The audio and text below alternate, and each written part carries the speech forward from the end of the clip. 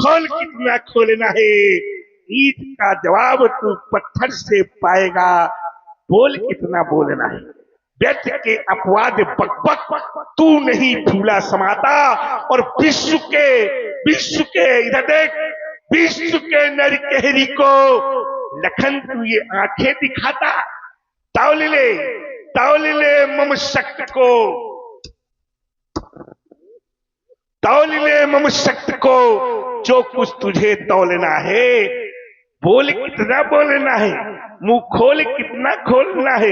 जब कहूं बोल तब बोल, और जब कहूं चाप सांस रुक जाए। सांस तुम्हारा रुक जाए। अभी चल रही है। नहीं तुम्हारी सांस देखो महाराज, चिकित्सक की व्यवस्था रखना पास में है। तो लक्ष्मण बोल के मुनि के वचन सुनी, लखन बोलता बोल है, और ये सब बैठे देख रहे इस ढोल के अंदर क्या है, बोल है। ये सब बैठे देख रहे इस ढोल के अंदर बोल है। अब बोल बोल कितना बोलना है। चलिए जहां से आपने विराम लिया है यहीं से हम प्रारंभ करते हैं। करे कि ऐसा दिखाई देता है कि ढोल के अंदर पोल है। अच्छा, ढोल के अंदर पोल है, ये अच्छा है कि बुरा है? ढोल के अंदर पोल है, ये अच्छा है कि बुरा है? अच्छा है ये, क्योंकि अगर ढोल के अंदर पोल नहीं होगा तो क्या ढोल बजेगी? जाने कैसी बात कर रहे हो। और आपको तो ये बात करना ही नहीं चाहिए, क्योंकि ढोल का ही एक प्रारूप है डमरू। क्या है? अब किसके पास रहता है? भगवान शंकर के पास, शंकर जी के पास रहता। अब ये बताओ, अगर उसमें पोल न हो तो क्या वो बजेगा? नहीं बजेगा। बजेगा तब जब उसमें पोल होगी। और यदि ढोल के अंदर पोल न होती तो न ढोलक बजती और ना ही डमरू। और जब डमरू बजता नहीं तो फिर व्याकरण की भी रचना, व्याकरण की रचना कैसे हुई भाई? व्याकरण की रचना हुई वो भी भगवान शंकर के डमरू से। भगवान शंकर के नटराज राजो, भगवान शंकर ने जिस समय डमरू बजाया तो 14 सूत्र निकले। अय्युण ऋलिक अय्यों अय्यो छय वरट आदि आदि 14 सूत्र निकले, और उन्हीं 14 सूत्रों से व्याकरण की रचना की गई। अब बताओ आप, ये ढोल के अंदर पोल ये अच्छा है कि बुरा है? क्या है? क्या है? अच्छा है कि बुरा है? अब नहीं कुछ बोल पाओगे। हाँ, सब बोलेंगे ये अच्छा है। यदि अच्छा न होता, यदि पोल न होती तो न ढोलक बजती न डमरू बजता, खाली आप बजते अकेले। हाँ, एक बात। आइए दूसरी बात, आपने कहा कि परशुराम के जीवन में ममता नहीं है। अगर परशुराम के जीवन में ममता होती तो परशुराम अपनी माता का वध न करते, परशुराम अपने भाइयों का वध न करते। अच्छा, इससे यह सिद्ध हो गया कि परशुराम जी के जीवन में ममता नहीं है। इससे यह सिद्ध होता है, हाँ, आपने वध किया था। अगर जीवित न करवाते, भाई वध किया और जीवित न करवाते, तब यह हो जाता कि यहां परशुराम के जीवन में ममता। एक और मारा, और यदि ममता नहीं थी तो जीवित क्यों करवाया? माता को भी जीवित करवाया, भाइयों को भी जीवित करवाया, क्यों? किस कारण? कहीं न कहीं उनसे ममता थी, इसलिए पिता की आज्ञा का पालन तो किया, लेकिन कहीं न कहीं माता और भाइयों के प्रति ममता थी, तो उस वरदान के रूप में आपने माता और भाइयों का जीवन मांग लिया। तो इससे यह सिद्ध होता है कहीं न कहीं आपके जीवन में ममता। ये बात तब लागू होती जब भाइयों को और माता को जीवित न करवाते, तो यह सिद्धांत लागू हो जाता कि परशुराम के जीवन में ममता। और यदि आप जीवित करवा रहे हैं तो कहीं न कहीं ममता के ही कारण जीवित करवा रहे। दूसरी बात।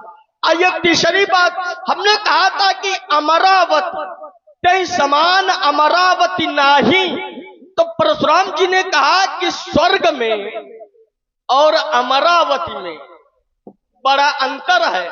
तो भाई यदि आपको अंतर लग रहा था तो आपको अंतर भी स्पष्ट करना चाहिए था। वार्ता का तात्पर्य ये होता है कि जैसे हमने स्वर्ग और अमरावती को एक बताया, तो आप अपनी वार्ता में हमारी बात काट रहे हैं, तो फिर दोनों में अंतर भी तो स्पष्ट करना चाहिए आपको कि इसमें ये अंतर है, इसमें ये अंतर है। अच्छा, स्वर्ग में कौन रहता है? स्वर्ग में रहते हैं देवता। कौन रहता है? देवता। और अमरावती में भी देवता रहते हैं, दूसरा कोई। उसे अमरावती क्यों कहा जाता है? क्योंकि जहां अमर व्यक्ति निवास करे, माने मरे नहीं, और देवता क्या है? अमर है। और अमरावती और स्वर्ग ये दोनों एक है। कैसे एक है? तो आचार्य प्रमाणित करते हैं, भोगावती जस अहिकुल वासा और अमरावती जस शक्र निवासा, तहिते अधिक रम्य अति बंका और जग विख्यात नाम तेहि भोगावती। भोगावती माने पाताल और अमरावती माने स्वर्ग। स्वर्ग में कौन रहता है? तो कहा अमरावती जस शक्र निवासा। शक्र माने देवता। देवताओं का निवास कहाँ है? अमरावती में, माने स्वर्ग में। तो स्वर्ग और अमरावती, इन दोनों में कोई अंतर? अब आपको अंतर लगे तो आपकी बात है, चूंकि कुछ ना कुछ तो बोलने है, वो है हाल। चलिए तीसरी बात। आइए चौथी बात। तो बड़े छोटे छोटे शब्दों में आपका उत्तर करते चले जा रहे हैं। आपने कहा था कि परोपकार बड़ा सोच समझ के करना चाहिए। परोपकार हर जगह नहीं किया जाता है, लेकिन ऐसा नहीं है। परोपकार हर जगह किया जाता है। परोपकार आप चाहे जहां करो, परहित चाहे जहां करो। जैसे एक उदाहरण दे रहे हैं, एक बार एक रथ का वर्णन किया गया। काहे का वर्णन किया गया? रथ का। और उस रथ में जिस समय घोड़े लगाए गए, तो कितने घोड़े लगे? तो कहा बल विवेक दम परहित घोड़े। कितने घोड़े लगाए गए? 4। बल विवेक दम परहित घोड़े, 4 घोड़े लगाए गए। और घोड़ों को बांधने के लिए रस्सी भी चाहिए, तभी तो घोड़े चलेंगे। भाई घोड़ों के लिए रस्सी, तो रस्सी क्या बनाई गई? तो कहा क्षमा कृपा समता रज जोड़े। अब घोड़े 4 हैं और रस्सियां 3 हैं। क्यों? रस्सियां हैं 3। हाँ, रस्सियां हैं 3 तो और घोड़े हैं। ने कहा है कि परोपकार के घोड़े को छोड़ देना चाहिए। अन्ना क्यों छोड़ देना? चूंकि ये जो परहित का घोड़ा है, जो परोपकार का घोड़ा है, इसमें कभी इसको बांध कर नहीं रखना चाहिए।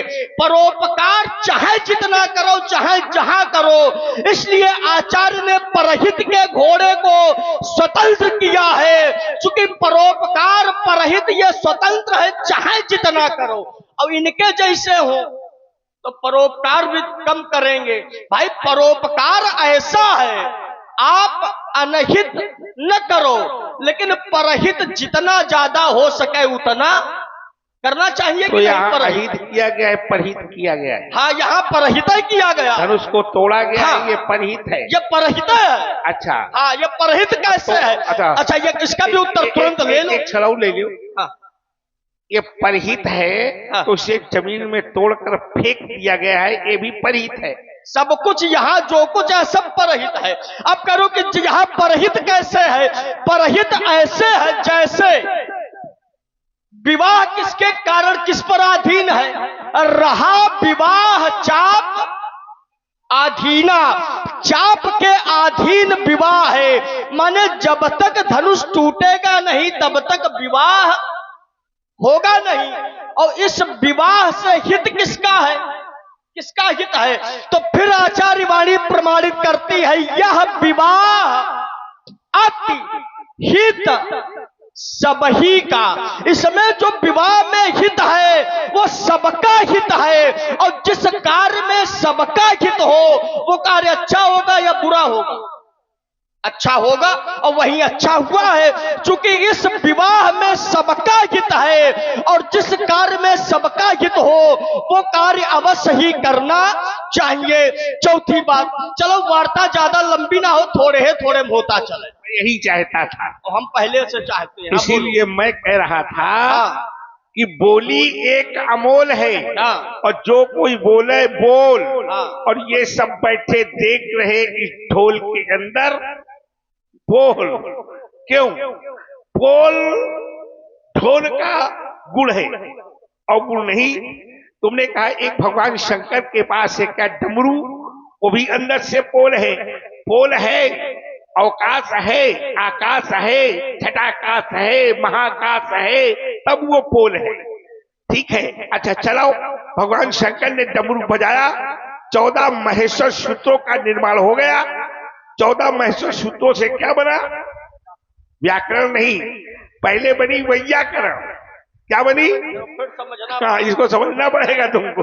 इसीलिए ये ध्यान ये दिया करो कि सामने कौन खड़ा है। और लोगों ने सामने बोल दिया करो जो मरा हुआ है। पहले, इससे पहले निर्माण हुआ वैयाकरण का, और वैयाकरण से निर्माण हुआ व्याकरण का, और व्याकरण से निर्माण हुआ किसका? किसका निर्माण हुआ? स्वर और व्यंजन का। और स्वर और व्यंजन के मेल को कहते हैं शब्द। स्वर और व्यंजन जब जुड़ते हैं तो बनते हैं शब्द, और शब्दों के समूह को कहते हैं वाक्य। बहुत मैं गहराई तक ले गया हूं, यहां तक कोई ले जाएगा तुमको, ठीक है। शब्दों के समूह को कहते हैं क्या? वाक्य। समझने वाले ध्यान दे रहे होंगे मेरी बात पर, ठीक है। तो इसलिए इतना सरल नहीं है जो तुम बोल रहे हो। तो व्याकरण से निर्माण व्याकरण का, व्याकरण से निर्माण स्वर व्यंजनों का, स्वर व्यंजन से निर्माण शब्द का, शब्द से निर्माण वाक्यों का हुआ। ये एक अच्छा कार्य हुआ। इसी से हम स्वर व्यंजन जाने, शब्द जाने और वाक्य जाने। ठीक है, तुम्हारे पहली बात का उत्तर। दूसरी बात देखो, तुमने फिर रखी, कहने लगे कि जो है ये माता और चारों भाइयों का वध अगर आपने किया था और आप उनका जीवन दान न मांगते पिता से, तो ये परहित हो जाता। ये जो है वो ममता से परे हो जाता। ममता से परे तब भी था, अब भी है वो, उसको समझो। हमने यहाँ पर सभी लोग जानते हैं कि माता का स्थान पिता के स्थान से 1000 गुना श्रेष्ठ होता है। मन किस्मत के अनुसार 1000 गुना श्रेष्ठ स्थान माता का है। तो पिता का स्थान क्या है? वो पिता का स्थान जनाया हमने। कैसे? शास्त्र कहता है कि अनुचित उचित विचार तज जहि पालहि पितु बैन। पिता की आज्ञा के अनुसार मैंने माता और चारों भाइयों का वध कर दिया, और पिता के आशीर्वाद से पुनः उन्हें जीवन दान दिला दिया। पिता के प्रभाव को लोग जाने कि जो पिता माता को और चारों भाइयों को वध देने की आज्ञा दे सकता है, उस पिता में इतनी सामर्थ्य होनी चाहिए कि उन्हें पुनः जीवन दान भी दे दे। और वो मेरे पिता ने करके दिखाया, मैंने करके समाज को दिया। लेकिन तुम ये मत कर बैठना, तुम कहीं अपनी माता का मन निपटा देना और पिताजी से कहो जिलाओ भी निका, तो न तू जिलाए पही न तुम जिलाए पही हो, बहुत मुश्किल हो जाएगा। ध्यान देना मेरी बात को, ठीक है। आगे चलो, तुम कह रहे थे कि जो है परोपकार, अब इसे परोपकार का चल रहा है तुम्हारा। हमने कहा था परोपकार हर स्थान पर करना अच्छा नहीं होता। परोपकार का कार्य यहाँ नहीं किया गया, यहाँ भगवान शंकर के धनुष का खंडन किया गया। एक महात्मा की अस्थियों को तोड़ा गया और तोड़ करके उसे जमीन में फेंक दिया गया। तो क्या ये परोपकार है? किसी संत की अस्थियों को तोड़ करके जमीन में फेंक देना क्या परोपकार है? परोपकार नहीं हो सकता बेटे, इस पर विचार करो। है? एक महात्मा की अस्थियां उसने त्रिलोक की रक्षा के लिए अपनी अस्थियां दे दी थी कि जाओ त्रिलोक की रक्षा हो जाए। उसने उसके प्राण निहित थे। क्यों? क्योंकि इसका एक नाम पिनाक भी है। इसमें उस महात्मा के नाक वाला भाग उसी में है, तभी उसका नाम पिनाक है। और इसी धनुष के आधार पर भगवान शंकर का एक नाम पिनाकी है। उस महात्मा की अस्थियों को तोड़कर जमीन में फेंक दिया गया। क्या ये परोपकार है? धनुष सीता ने उठा लिया था, ठीक है। अब सीता से श्रेष्ठ वर की खोज थी तो प्रतिज्ञा ये की जाती कि सोए पुरार को दंड कठोरा, राज समाज आज जही तोरा, और तमन जय समेत बैदेही, बिनहि विचार बरई हट। बिनहि विचार, और बिना विचारे जो करे सो पाछे पछता रहे होंगे। हमने आज भर का समय दिया है उनको भी। उन्होंने कहा था कि आज सोए पुरार को दंड कठोरा, राज समाज आज जही तोरा, और मैंने आज ही भर का समय दिया है उनको। हमने भी कहा है कि बेग दिखाओ मूल नत आजू। आज का समय दिया था उन्होंने, मैंने भी आज का समय दे दिया कि बेग दिखाओ मूल नत आजू, और नहीं दिखा पाए तो उल्टा हूं मही, जहां रही तो राजू, जहां तक तेरा राज्य है इसे मैं उलट पुलट कर दूंगा। कहा है मैंने जो जैसे, और बिना विचारे किया है प्रण, तो बिना विचारे वालों का तुम साथ दे रहे हो। तो बिना ही विचार बिना विचारे जो करे सो पाछे पछताए, और काम बिगाड़ो आपनो जगमा हो दहसाए। वार्ता ज्यादा लंबी हो रही है, छोटी कर दूं? हाँ, छोटी ही करो। चलो बोलो। चलिए, हाँ, जहां से आप आरंभ हुए थे पुनः छोटी छोटी बातों में उत्तर होना चाहिए। एक बात रख लियो। हाँ, चलिए एक बात आपने कहा कि हमने कहा था कि 14 सूत्र निकले, व्याकरण की रचना हुई। आपने कहा कि व्याकरण की नहीं वैयाकरण की रचना हुई, इसको समझना पड़ेगा। आपने कहा कि पहले ये देख लो कि महात्मा कौन खड़ा है, बाकी हम ये थोड़ी कहेंगे कि हमें देखिए। अच्छा, आपने कहा कि व्याकरण की रचना हुई, वैयाकरण से व्याकरण, व्याकरण से स्वर व्यंजन शब्द वाक्य, फिर समझना पड़ेगा।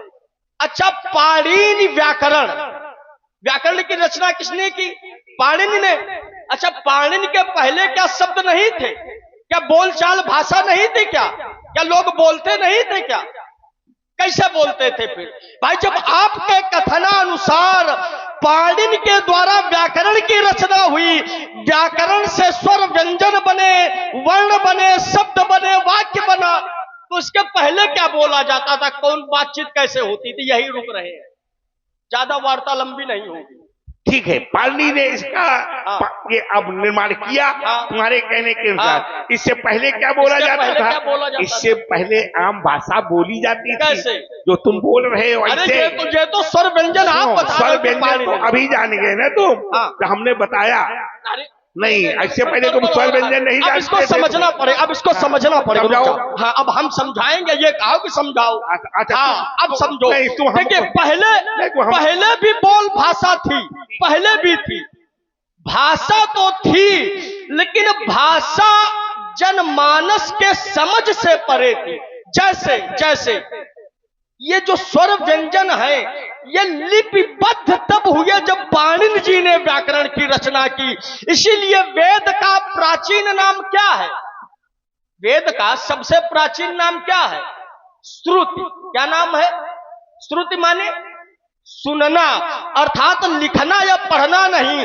जो वेद थे, वेद पहले केवल सुने जाते थे, क्योंकि ये लिखित या लिपिबद्ध नहीं थे, इसीलिए इसका नाम था श्रुति। और पहले भी व्याकरण थी, लेकिन पाणिनि व्याकरण बाद में आई। पहले कौन व्याकरण थी? पहले बृहस्पति व्याकरण थी, जिसको वैयाकरण कहते। ये नहीं कि वैयाकरण पाणिनि ने रचना की ना, पहले बृहस्पति वैयाकरण थी। और 14 सूत्र जब निकले तो पाणिनि ने व्याकरण की रचना की। तो एक है वैयाकरण जो बृहस्पति रचित है, जिसको बृहस्पति व्याकरण भी कहते हैं। तो बृहस्पति व्याकरण अलग है और पाणिनीय व्याकरण अलग है। देखो, वो हो अलग या ना हो, लेकिन दोनों का भाव एक ही है। बात बता अब जब वो अलग हो चाहे न हो, हाँ। लेकिन हम आपको नहीं जरूर तो मेरे कर अलग देंगे नहीं अगर कर उल्टा सकते। सीधा देखिए बोलोगे। वो हाँ। बृहस्पति की व्याकरण थी, हाँ, ये हाँ। पाणिनि की व्याकरण पाणिनि, है। हाँ। लेकिन व्याकरण से पहले वैयाकरण की उत्पत्ति है या नहीं? अब मैंने नहीं, क्या कहा? नहीं, पाणिनि के द्वारा वैयाकरण की उत्पत्ति नहीं है। पाणिनि के द्वारा नहीं, बृहस्पति के द्वारा वैयाकरण की उत्पत्ति है। पाणिनि के द्वारा नहीं। तुम अपनी बातों में ही फंसे हो। अच्छा। हमें कुछ कहने की आवश्यकता नहीं पड़ रही है। हाँ। यहाँ संत महात्मा बहुत जानकार लोग बैठे हैं। अगर व्याकरण की उत्पत्ति थी हाँ। तो वैयाकरण शब्द पहले क्यों आया? और ये वैयाकरण जो शब्द है, हाँ। ये बृहस्पति की उत्पत्ति। हाँ, बृहस्पति। सुनो, हाँ। सुन लो, अच्छी बात है, इसलिए तुमसे कह रहा हूँ। नहीं, यहाँ कोई बोल ही नहीं पाता जहाँ तुम बोल रहे हो। ये व्याकरण जो है, हमने कहा था व्याकरण से पहले वैयाकरण और वैयाकरण के बाद व्याकरण है। स्वर व्यंजन का तालमेल है, शब्दों का निर्माण है, शब्दों के समूह को ही वाक्य कहते हैं। तो भैया हमने कौन सी बात गलत कह दी? गलत अब हम बोल ले। बोलो। देखो बात चल रही थी पाणिनि की। पाणिनि हमने नाम ही नहीं दिया। अरे चर्चा तो भाई और भाई 14 सूत्रों की रचना। देखो नाम लेना विषय अलग है भाई। जैसे कभी कभी चर्चा व्यक्ति की हो और नाम भले न लिया जाए, लेकिन चर्चा से पता चल जाता है कि ये किसकी चर्चा।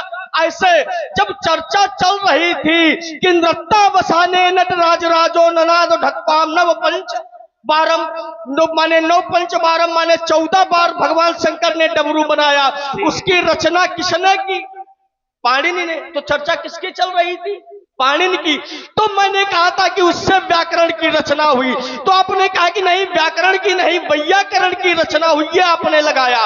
तब मैंने कहा कि पाणिनि व्याकरण ये अलग है और वैयाकरण इसको समझना पड़ेगा। हाँ। ये तो अपने बुद्ध से परे जा रहे हो। जो पढ़ाई को उतना बोल लो, इसको पहले व्यायाम करो। जो पाणिनि की व्याकरण है, बृहस्पति की वैयाकरण है। वैयाकरण कौन सी भाषा का शब्द है? संस्कृत का शब्द है, देव भाषा है ना। हाँ। लैटिन भाषा है। कौन से? लैटिन भाषा। कौन से? लैटिन भाषा। इसको देखना पड़ेगा तुमको, ये तुम्हारे बस का विषय नहीं है। किसी का ये कौन सी भाषा? इसीलिए मैंने कहा था कि फंसना शुरू हो जाओगे। नहीं, ये जो आप भाषा बता रहे हो ये गलत बता समझ रहे हैं लोग। हाँ, उसको वहां तक जाने के लिए बहुत पढ़ना पड़ेगा तुमको। भाषा गलत। अब सुनो, हम तुमको सही बता रहे हैं। अच्छा। तुम्हारे सुनने में अब करोगे क्या? तर्क में कुछ न कुछ तो बोल रही है। अच्छा, ये अपना बता रहे हो कि हमका ज्ञान न दो। जब हाँ ये अपना कुछ न मिले, हमें ज्ञान न दो, हमें ज्ञान न दो, हमें ज्ञान न दे। क्या करोगे? हम बता रहे हैं क्या करोगे? दिखाई नहीं दोगे तो सभा से भाग जाओगे। शिव मुनि जब धनुष संभालेंगे, बड़ों के चक्कर में धनुष सर कर उठा लेंगे। शिव मुनि रघुवंश सक्खर है, नहीं ये नेक दब सकते। चाची चंद लज्जा विषम विस्ताल खा लेंगे। तुम्हें क्या हो गया बाबा? शिव करते गीत जाते भो चाट विष्णु भरता खाता। ये तो पागल हो गया मुझे लगता है। यहाँ तो शास्त्रों की बात हो रही थी, ये ताल ठोकने लगा। अब ताल ठोकने लगे तो उत्तर ताल ही में होगा मेरा। अरे पकड़ है बतूरी, बच्चात है बिलोकपाल, ते प्रथा बलजोरी पैर की बढ़ावे रे, तोरी तमतमाती त्योरी रे, ये 3 ता ताई छड़ शिष्य शंकर कहावे रे। लखन लखे रे, लखन लख रे, लखन लख रे, लख लाख चलेंगे लोग। लोलुप लहू कला लोहा उठावे रे, छोकरे न छेड़, छक्के छूटे छटपटे, तेरी क्या विसात सामने कोई वीर आवे रे। तब कहेगी दामनीन करो मैं जब, तो देव और दानव दया का दान मांगेंगे। शायद दशरथ के दुलारों से दुष्टता दिखाई तो शायद दानवता को दूर कर दंतन उखाड़ेंगे। देव दया कर देखना दिव्य दर्पण में, तो देव प्रतिमा का ध्यान आ जाएगा। शायद दल दूंगा दुष्टता माँ का दूध याद आ जाएगा। दशरथ के नंदन, दशरथ के नंदन फट जाइए और फंदलवा ये चलिए रघुनंदन का फरसा रणभंगा है। दिखाई ना पड़ जाओ मुनि कौशिक समेत तो बंद। अरे तुम मिथिला में देख समर्थ फेंका है सबरी रघुन सिंह को, गाद मत डरो, ये थल अवध बहुत शरीफ में निशंका है। ये तीन कराओ तो शपथ गुरुशंकर की, ये अस्त्र शस्त्र तक रेणुका कुमार पर साफ न कहूंगा। जब देख के तिहारों को रोष दोत है, आवत हिये में विलंब न लगाऊं मैं। यह छीन के कुठार मृगछाला धनुबार समय, यह धार के प्रकोप बलाब्दोत खाऊं मैं। अवती न करो तो सभा में पुकार कहो, ये अस्त्र शस्त्र त्याग लखन लाल। हे पिनाकी, तोरो है पिनाक जाने, वाक्य भुजदंड काटी तन से बिलगाई हो। भारी के अपार क्रोध छाड़ के दया का बोध, सबरी रखन सिंह को ठगा रुलाऊंगा। जो निमवंश जनक तन को सहाय करे, तो काट के ये कंठ ये थल में मिलाऊंगा। ये तीन न करो तो शपथ कुशकर की, ये अस्त्र शस्त्र तक रेणुका कुमार परशुराम मैं कहूंगा। चाहता जब युद्ध में तो नेक ना सिखाता हूँ, मुक्की ना खाता पैर राजा को बढ़ाता हूँ। जब क्रोध उपजाता तो दिखाता बच्चों को, शत्रु के सुल की श्रद्धा बहाता हूँ। लेकर ना आता पराजय कभी समर से, क्योंकि विजय की पताका सदा फहराता। अरे धनुष को तुरैया को फटकटैया सा उखाड़ता रहो है। हाँ, तो बहुत थल में मिलाऊंगा। जैसे फूलन की माला अरे पहन के ठाल भयो, ऐसी मुंडन की माला मैं शिव को पहनाऊंगा। टूटे श्रासन रूठे गुरु बाबा हुई है, यही बात तुम्हें मैं समझाऊंगा। और एती न करो तो शपथ गुरुशंकर की, ये अस्त्र शस्त्र तक रेणुका कुमार परशुराम न कहूंगा। देखता नहीं यदि विप्रवेश, क्षण भर में मजाज खा देता। ये अरमान मिटा लेता, दिल के फरते की याद भुला देता। ये छीनता धनुष बाण फरसा, ये करके घलघोर दिखा देता। और ये उछल उछल कर चलाना, ये मुनि जी सभी भुला देता। महेंद्र चल के रहा फरसा को छीनवो, फरसा को छीनवो। छोटे छोटे छोनन को खेल नहीं, छोटी सी उम्र में तू चार हो जाएगा। अरे छीने हुई हो छोटे छोटे छोनन के धनुष बाण फरसा, वाई के थोके तू हाथ हम पर उठावेगा। छीनियो जो धनुष बाण फरसा, मिलिए सब है। जो छीनता जौन कठिन कुठार को, यही कठिन कुठार तुम्हें यमपुरी पहुंचावेगा। यमपुरी से धरन धसत जब धरल लखल पग, कहा तो बचल थर थर गज फरकता। जब फरकता धर जहर जस टपकता, नयन अनल ग्री लप लप लपकता। से तरकस कल्ध अस्त्र तरकश महा, नस नस रन कर तंतल फरकता। से उपलत रक्त गरज कर गर्जता, क्योंकि लक्ष्मण कहर बन बरसा। अरे ज्ञानी होकर समझ न पाए वो फिर कैसा ज्ञानी है। और